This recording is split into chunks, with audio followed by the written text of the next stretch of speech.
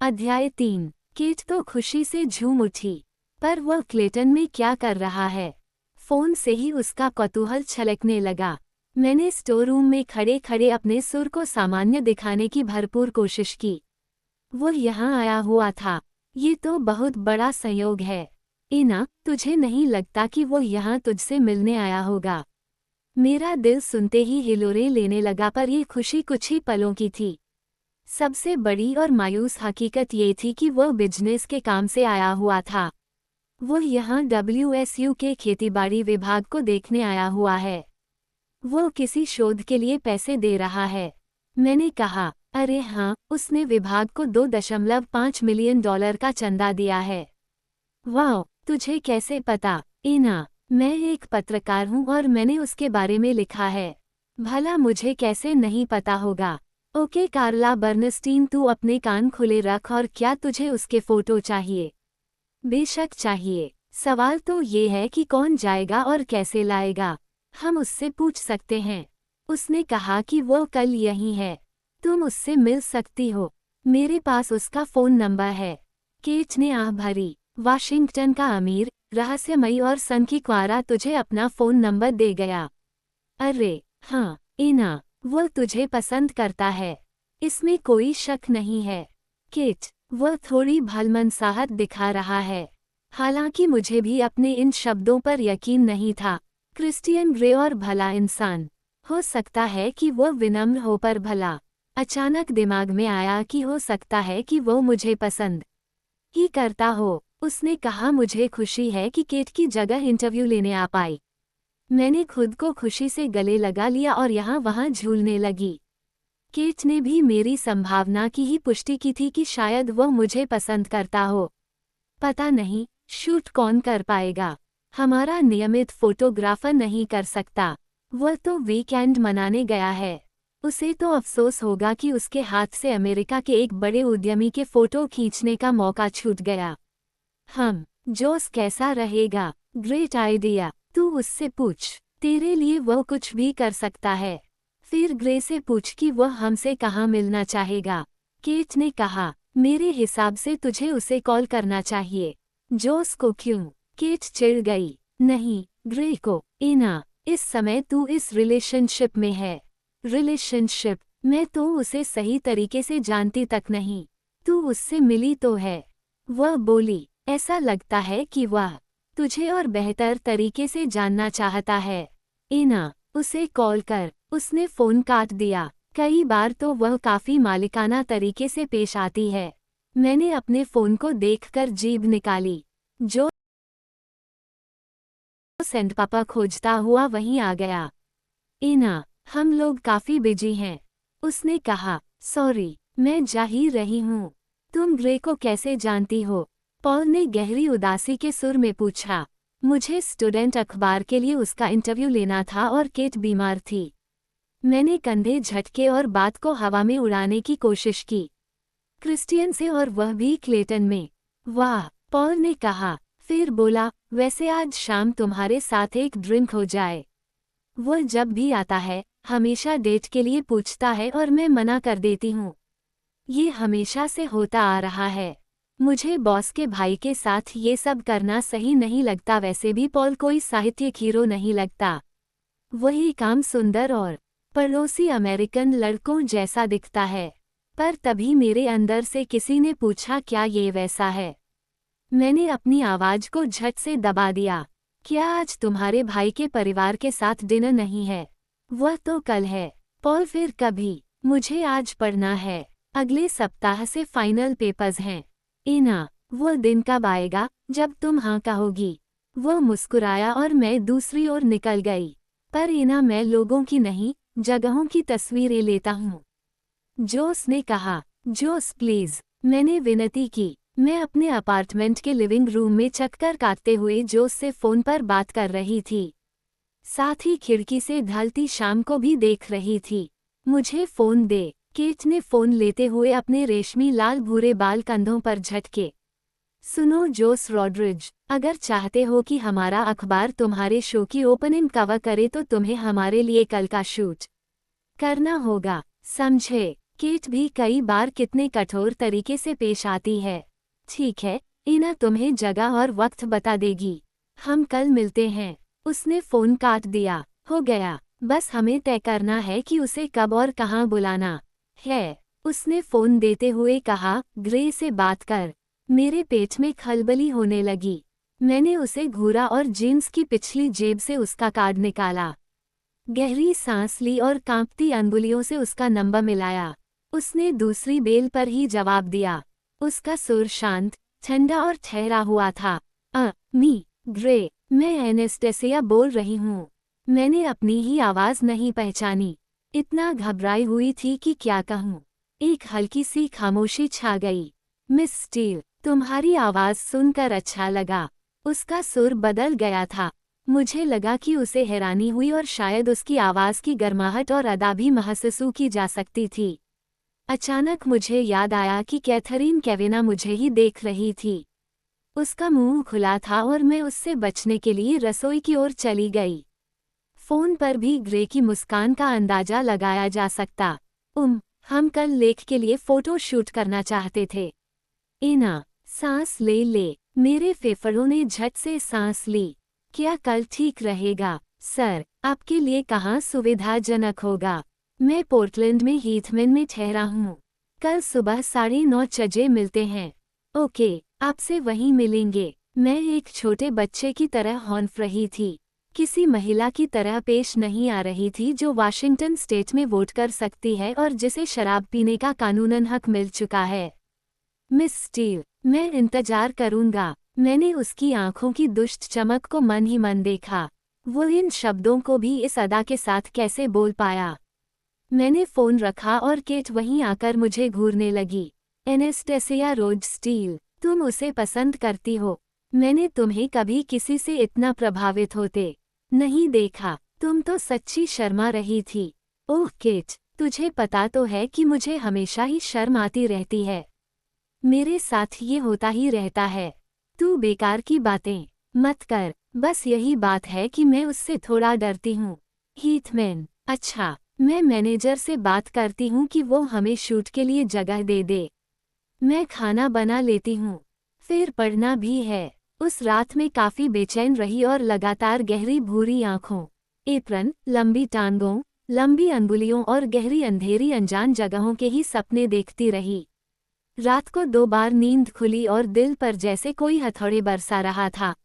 ओह, नींद पूरी नहीं हो रही और मैं कल उससे मिलने जा रही हूँ। मैंने खुद को फटकारा। तकिए पर एक घूंसा मारने के बाद खुद को सहेज लिया। पोर्टलैंड के मध्य में बसा हीथमैन होटल भूरे पत्थर की एक शानदार इमारत है जो 20 के दशक के अंत में तैयार हुआ था। जोस, ट्राविस और मैं मेरी बीटल में हैं और केट अपने CLK में आ रही है क्योंकि हम सभी मेरी कार में फिट नहीं आ रहे थे। ट्राविस जोस का दोस्त है और लाइटिंग सेट करने में मदद करेगा। केट ने हीथमैन में किराए के बिना एक कमरा हथिया लिया है ताकि वहां शूट हो सके। बेशक उसे उन्हें लेख में शामिल करने का लालच देना पड़ा। जब उसने रिसेप्शन पर कहा कि हम वहां CEO क्रिस्टियन ग्रे के फोटोशूट के लिए आए हैं तो हमें झट से एक स्वीट दे दिया गया। वही काम स्वीट था क्योंकि सबसे बड़े स्वीट में तो मी ग्रे पहले से ही रह रहे थे। हमें एक जवान एग्जीक्यूटिव ने वहां का रास्ता दिखाया और पता नहीं क्यों वो काफी घबराया हुआ दिखा। मुझे लगा कि उस पर केट को खूबसूरती और अदाओं का असर हुआ है। कमरे काफी अच्छे, बड़े और शानदार थे। 9 बजे हैं और हमारे पास सब सेट करने के लिए आधा घंटा है। केट पूरे जोश में थी। जोस, हमें इस दीवार के पास शूट करना चाहिए। तुम क्या कहते हो? उसने जवाब का भी इंतजार नहीं किया। ट्राविस, तुम कुर्सियां हटाओ और एना प्लीज तुम हाउसकीपिंग को बोलकर कुछ खाने को मंगवा लो। और ग्रे को कह दो कि हम आ गए हैं। हाँ मिस्ट्रेस। बड़ी आई नक्शे झाड़ने वाली। मैंने अपनी आंखें गोल की पर उसके काम भी कर दिए। आधे घंटे बाद ग्रे हमारे स्वीट में आया। हाय, उसने खुले गले वाली सफ़ेद कमीज के साथ ग्रे फलानेल की पैंट पहन रखी है जो नितंबों से नीचे झूल रही है। उसके बाल अभी गीले हैं। उसे देखते ही मेरा मुंह सूख गया। ये तो जबरदस्त हॉट है। ग्रे के साथ एक और आदमी अंदर आया जो शायद 30 के लपेटे में होगा, गहरे काले सूट और टाई वाला वह आदमी चुपचाप एक कोने में खड़ा हो गया। उसकी आंखें हम सभी को ताक रही थीं। मिस स्टील, आज फिर मुलाकात हो ही गई। उसने अपना हाथ आगे किया और मैंने पलकें झपकाए बिना हाथ मिलाया। ओह, ये तो कितना! मैंने उससे हाथ मिलाया तो पूरे शरीर में सनसनी की लहर सी दौड़ गई, चेहरे पर लाली छा गई और बेशक दूसरों को भी मेरी उथली सांसें सुनाई दे गई होंगी। मी ग्रे, ये कैथरीन कैवेना है। मैंने केट की ओर संकेत किया तो वह आगे आए और ग्रे की आंखों में सीधा देखने लगी। ओह अपनी जिद की पक्की मिस कैवेना, कैसी हैं आप? उसने एक मुस्कान दी और बोला, आपकी तबीयत ठीक है? एनेस्टेसिया ने कहा कि आपकी तबीयत ठीक नहीं थी। मैं ठीक हूँ, थैंक यू, मी ग्रे। उसने कड़ाई से हाथ मिलाया। मैंने खुद को याद दिलाया कि केट वाशिंगटन के प्राइवेट स्कूलों की पढ़ी हुई है। वह पैसे वाले घर से है और पूरे आत्मविश्वास के साथ दुनिया में अपनी जगह बनाना जानती है। उसे कहीं झिझक महसूस नहीं होती। मैं उसे देखकर विस्मित थी। धन्यवाद, आपने शूट के लिए समय दिया। उसने अपनी विनीत व्यावसायिक मुस्कान दी। मुझे भी खुशी हुई। ग्रे ने नजरें मुझ पर डाली और मैं फिर से लजा गई। ये हमारा फोटोग्राफर जोस रॉड्रिज। मैंने जोस को देखकर खीसें निपोरी और वह भी मुझे स्नेह से देखकर मुस्कुराया। उसने फिर ग्रे की ओर देखा। मी ग्रे, मी जोस। ग्रे के भाव अचानक बदल गए। मुझे कहाँ बैठना होगा? ग्रे ने धमकी भरे सुर में कहा, पर केट जोस को सारा चार्ज देने के मूड में नहीं थी। मी ग्रे, प्लीज क्या आप यहाँ बैठ सकते हैं? इन तारों से सावधान रहें। फिर हम कुछ पोज खड़ी मुद्रा में भी लेंगे। उसने दीवार के पास पड़ी कुर्सी की ओर संकेत किया। ट्राविस ने बत्तियां जला दी। पल भर के लिए ग्रे ने पलकें झपकाए और सॉरी कहा। फिर हम पीछे खड़े होकर शूट देखने लगे। जोस ने कई तस्वीरें ली। ग्रे को थोड़ा आगे खिसकने, पीछे होने, बाजू ऊपर या नीचे करने के लिए कहा गया। ग्रे पूरे 20 मिनट तक सहज भाव से कई तरह के पोज देता रहा। मेरी इच्छा पूरी हो गई थी। मैं वहां खड़े खड़े उसे निहार सकती थी। 2 बार हमारी नजरें मिली और मुझे अपनी नजरें मिलाना भारी पड़ गया। बस हो गया, मी ग्रे, कुछ पोज खड़े होकर दें। वो खड़ा हुआ तो ट्राविस ने कुर्सी खींच ली। जोस का निकॉन कैमरा फिर से तस्वीरें लेने लगा। जोस ने 5 मिनट बाद कहा, मेरे हिसाब से तो काम हो गया। ग्रेट, केट ने कहा। मी ग्रे, आपका बहुत बहुत धन्यवाद। उसने और जोस ने हाथ मिलाया। मिस कैविना, मैं आपके लेख का इंतजार करूंगा। फिर वह बोला, मिस स्टील, क्या आप मेरे साथ बाहर तक चलेंगी? जी क्यों नहीं। मैंने केट को देखा, जिसने अपने कंधे झटक दिए। मैंने जोस को उसके पीछे मुंह बनाते देखा। ग्रे ने दरवाजा खोलकर कहा, आप सबका दिन अच्छा हो। हे भगवान, ये चाहता क्या है? ये हो क्या रहा है?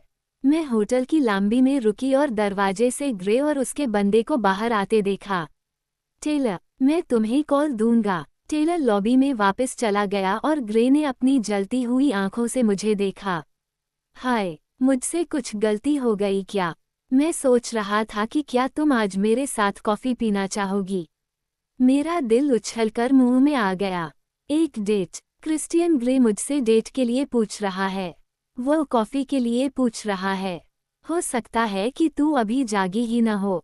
मैंने गला खनखारा और खुद को संभाला। मुझे सबको घर ले जाना है। मैंने उससे माफी मांगी। टेलर, उसने कहा और मैं उछल पड़ी। टेलर एकदम लौट आया। क्या ये लोग यूनिवर्सिटी में रह रहे हैं? ग्रे ने मुलायम स्वर में पूछा। मैंने हामी दी। टेलर उन्हें ले जा सकता है। यह मेरा ड्राइवर है। हमारे पास यहाँ बड़ी गाड़ी है जिसमें सभी आ जाएंगे। जी मी ग्रे, टेलर ने आते ही पूछा। प्लीज, क्या तुम इनके साथ आए लोगों को वापस छोड़ दोगे? क्यों नहीं सर, टेलर ने कहा। हाँ, अब कॉफी के लिए चल सकती हो। ग्रे मुस्कुराया, मानो कोई डील पूरी हो गई हो। मैंने भौं नचाई। उफ, मी ग्रे, टेलर को उन्हें घर ले जाने की जरूरत नहीं होगी। अगर आप मुझे 1 मिनट दे तो मैं केट से अपनी गाड़ी बदल लूंगी। ग्रे ने पूरे दांत दिखाते हुए सुंदर सी मुस्कान दी और स्विट का दरवाजा खोल दिया ताकि मैं अंदर जा सकूं। मैंने कमरे में कैथरीन को जोस के साथ किसी बातचीत में मग्न पाया। इना, मुझे सचमुच लगता है कि वो तुम्हें पसंद करता है, उसने अचानक बिना किसी भूमिका के कहा। जोस ने मुझे मायूसी से घूरा, पर मुझे उस पर भरोसा नहीं है। फिर वह बोली। मैंने हाथ ऊंचा करके उसे चुप रहने का संकेत किया। शुक्र है कि वह शांत हो गई। किट, अगर तुम वांडा ले जाओ तो मैं तुम्हारी कार में आ जाऊंगी। क्यों? ग्रे मुझे कॉफी के लिए ले जाना चाहते हैं। उसका मुंह खुला का खुला रह गया।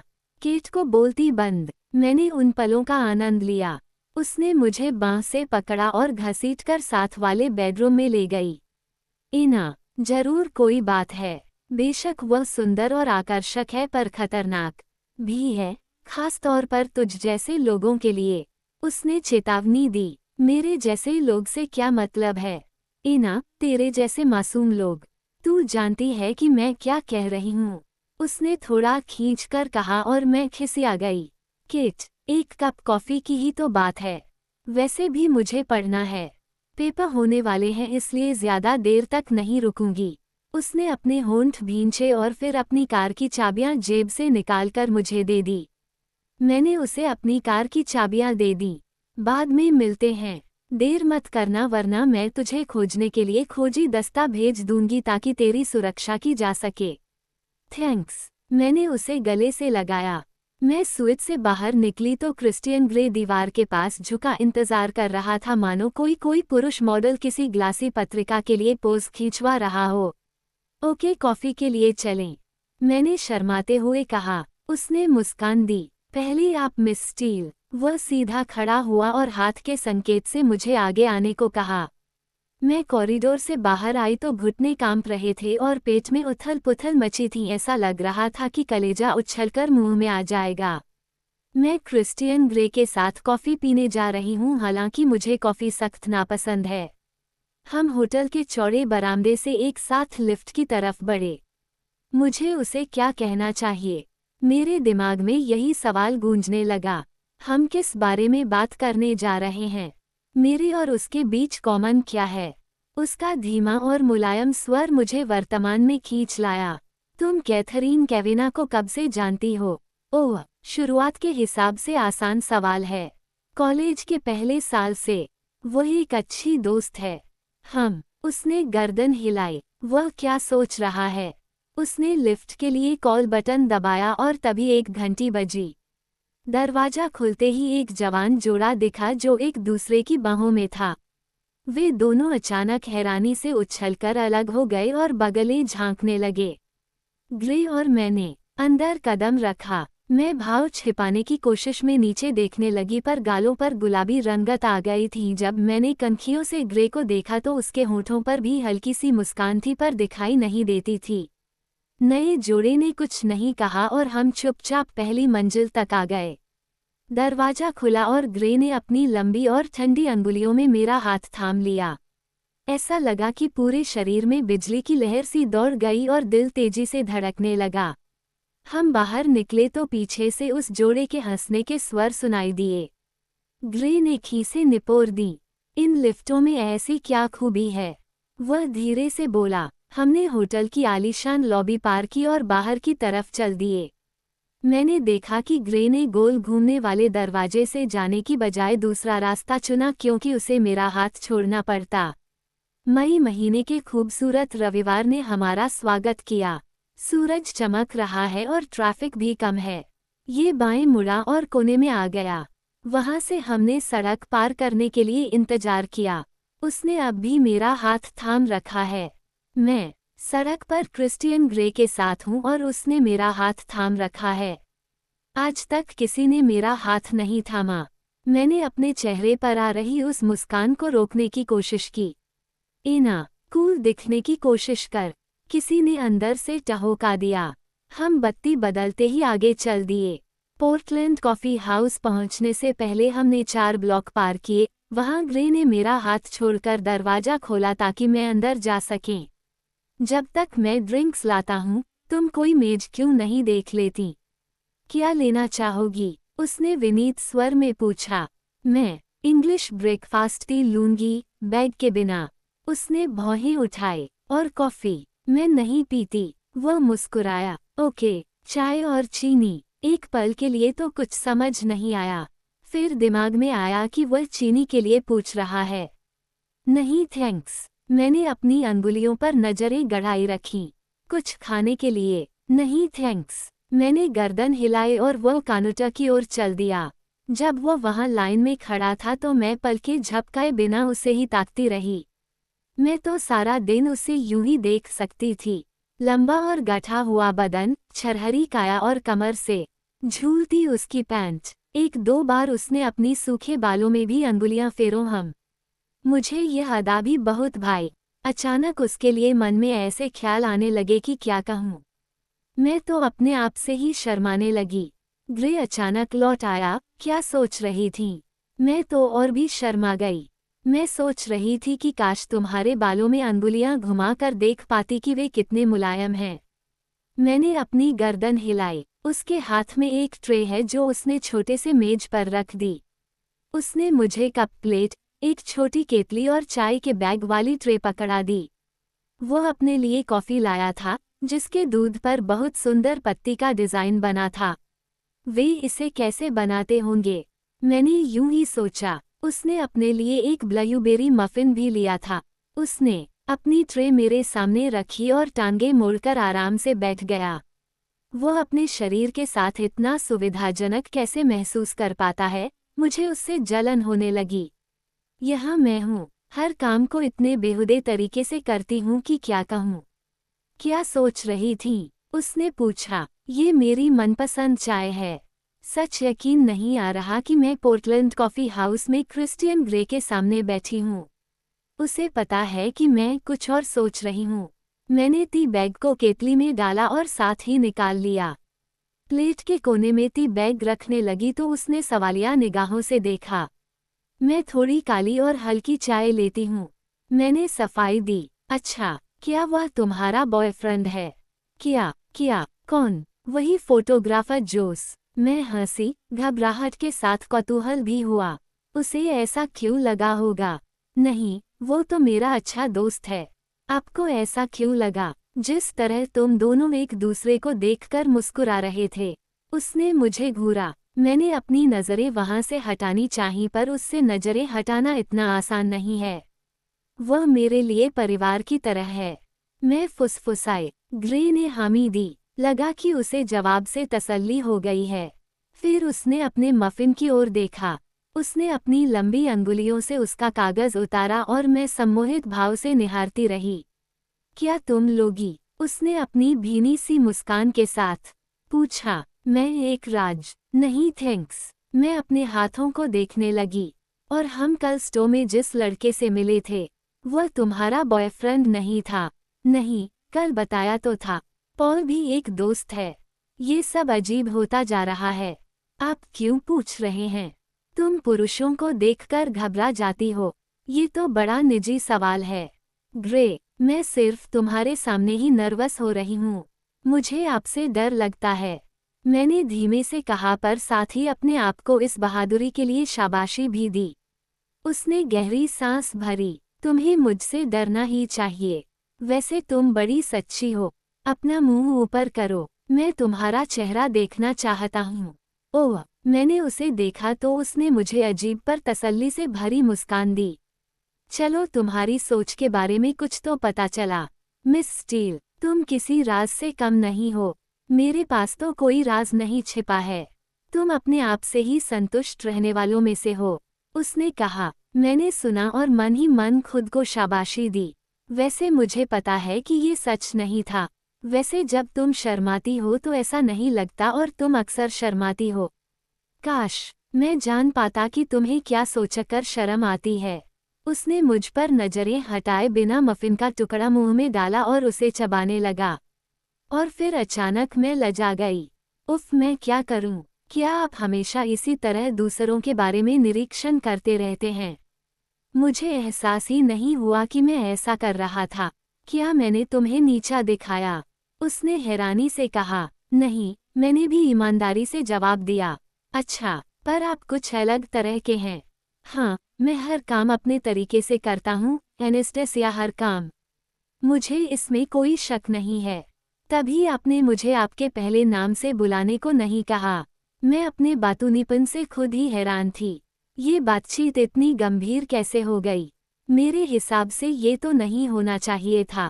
मेरे परिवार के सदस्य और खास दोस्त ही मुझे मेरे पहले नाम से बुलाते हैं और मैं इसे इसी रूप में पसंद करता हूँ। ओह, उसने अब भी नहीं कहा। तुम मुझे क्रिस्टियन कह सकती हो। सच्ची ये तो दूसरों पर काबू रखने वाला सनकी लगता है। मेरे मन का एक हिस्सा सोच रहा था कि काश केट ने इसका इंटरव्यू लिया होता तो कहीं बेहतर होता। दोनों मकदू आमने सामने होते। वैसे भी वह उसके ऑफिस की दूसरी औरतों की तरह ब्लांड है। और मेरे भीतर से कोई बोला सुंदर भी तो है। मुझे उन दोनों के बारे में एक साथ सोचकर अच्छा नहीं लगा। मैंने चाय का घूंट भरा और उसने अपने मफिन से एक और टुकड़ा लिया। क्या आप इकलौती संतान हैं? मैंने पूछा। क्या? वह बार बार सीट पर बेचैनी से जगह बदलने लगा। हाँ, मुझे अपने माता पिता के बारे में बताओ। ये क्यों जानना चाहता है? बेकार की बातें। मॉम अपने नए पति बांक के साथ जॉर्जिया में रहती हैं और सौतेले पिता मोंटिसेनो में रहते हैं। और तुम्हारे पिता? जब मैं छोटी सी थी तो उनकी मौत हो गई।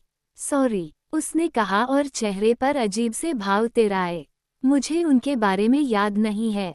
और तुम्हारी माँ ने फिर से शादी कर ली? मैंने नाक सिकोड़ी। कह सकते हैं। उसने त्योरी चढ़ाई। तुम कुछ खास नहीं बता रही। उसने चिबुक पर हाथ मलते हुए कहा। आपने भी तो नहीं बताया था।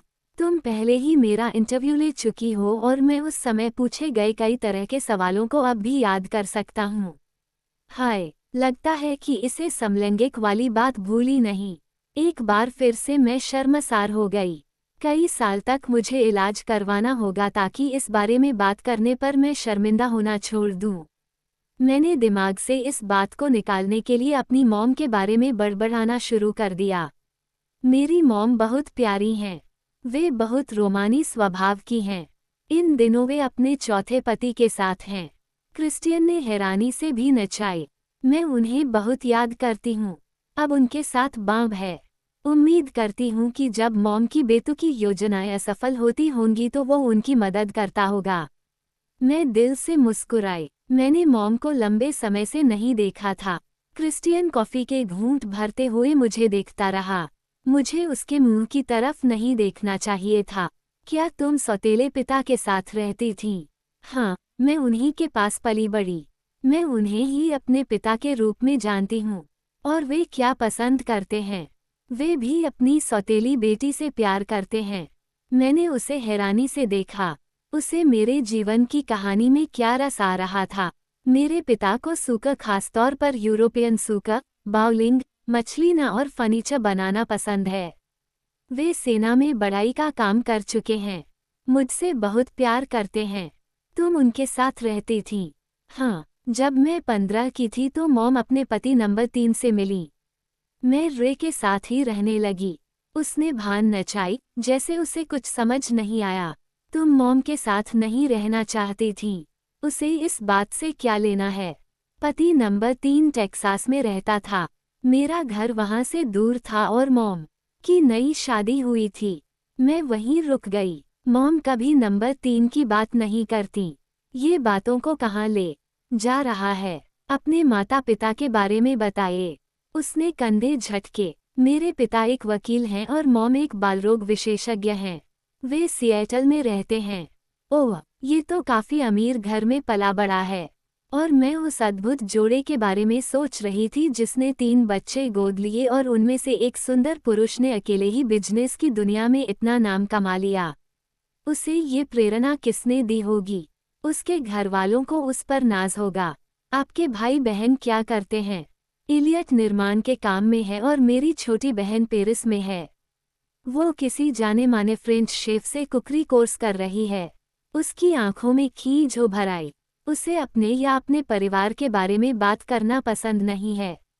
मैंने सुना है कि पेरिस सुंदर जगह है।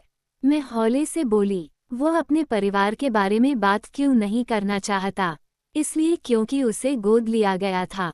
मैं कभी यूएसए से बाहर नहीं गई। क्या तुम जाना चाहोगी? पेरिस। पेरिस कौन नहीं जाना चाहेगा, पर पहले मैं इंग्लैंड जाने की ख्वाहिश रखती हूँ। उसने गर्दन एक और झटकी और निचले होंठ पर तर्जनी फिराई। ओह, क्योंकि मैंने पलकें झपकाए। एना, बात पर ध्यान दे, ये शेक्सपियर, ऑस्टिन, ब्रांड सिस्टर्स और थॉमस हार्डी जैसे लेखकों का देश है। मैं वो जगह देखना चाहूंगी जिन्होंने इन लोगों को इतनी अच्छी किताबें लिखने की प्रेरणा दी। साहित्यिक लेखकों की बात करते करते मुझे याद आया कि मुझे पढ़ना चाहिए। घड़ी पर नजर मारी, मुझे जाना चाहिए, पढ़ना भी है। पेपर्स आ रहे हैं। हाँ, मंगलवार से हैं। मिस केविना की कार कहाँ है? होटल के पार्किंग लॉट में। मैं तुम्हें वहीं छोड़ देता हूँ। मी, ग्रे चाय के लिए धन्यवाद। उसने मुझे एक अकबकी सी मुस्कान दी। एनेस्टेसिया, मुझे खुशी हुई। आओ, उसने कहा और फिर से मेरा हाथ थाम लिया। मैंने भी चुपचाप साथ चलने का फैसला लिया। हम होटल की ओर चल दिए। इस समय वह पूरी तरह से शांत और ठहरा हुआ लग रहा था। मैंने मन ही मन हिसाब लगाना चाहा कि आज की ये सुबह कैसी रही। मुझे ऐसा लग रहा था कि किसी नौकरी के लिए मेरा इंटरव्यू लिया गया हो। हालांकि ये समझ नहीं आ रहा था कि नौकरी क्या थी। क्या तुम हमेशा जीन्स पहनती हो? उसने पूछा। तकरीबन, उसने हामी दी। हम सड़क पार कर होटल वापस आ गए। मेरे दिमाग में कई सवाल घूम रहे हैं। मुझे पता है कि समय भी काफी कम है। आखिरकार मैंने पूछ ही लिया, क्या आपकी कोई गर्लफ्रेंड नहीं है? मैं ये पसंद नहीं करता, उसने आराम से कहा। वह कहना क्या चाहता है? वह समलैंगिक नहीं है, या हो सकता है कि हो। उसने मुझसे इंटरव्यू में झूठ कहा होगा। और एक पल के लिए लगा कि शायद वह अपनी बात की सफाई देना चाहेगा, पर ऐसा कुछ नहीं हुआ। मुझे चलना चाहिए ताकि मैं अपनी सोच को कोई दिशा दे सकूं। मुझे इससे परे जाना ही होगा। मैं जैसे ही आगे बढ़ी, अचानक पैर उलझने से लड़खड़ा गई। संभलो एना, उसने मेरा हाथ इतनी जोर से पकड़कर अपनी ओर खींचा कि मैं उस पर तकरीबन गिर ही पड़ी। उसी वक्त एक साइकिल वाला विपरीत दिशा से आते हुए तेजी से निकल गया और मैं उससे टकराते टकराते बची। ये सब काफी तेजी से हुआ। एक पल में मैं गिर रही थी और दूसरे ही पल उसकी बाहों में थी और उसने मुझे अपनी छाती से कसकर लगा रखा था। मैंने उसकी गंध को जी भरकर महसूस किया। उसके शरीर से ताजे धुले लिनन और किसी महंगे बॉडी वॉश की गंध आ रही थी, जो मदहोश कर देने वाली थी। मैंने गहरी सांस भरी। क्या तुम ठीक हो? वह धीरे से बोला। उसने एक हाथ से मुझे थाम रखा था और दूसरे हाथ की अंगुलियों से मेरा चेहरा टटोलने लगा। उसके अंगूठे ने मेरे निचले होंठ को छुआ और उसकी सांस उथली हो गई। वह मेरी आंखों में देख रहा था। पहले तो मेरा ध्यान उसकी आंखों की ओर था और फिर अचानक मैं उसके सुंदर मुखड़े को निहारने लगी। उस दिन, अपनी जिंदगी के 21 सालों में पहली बार मैं चाह रही थी कि कोई मुझे चूमे। मैं चाहती थी कि वह उस सुंदर चेहरे को मेरे चेहरे पर लाते हुए चूम ले।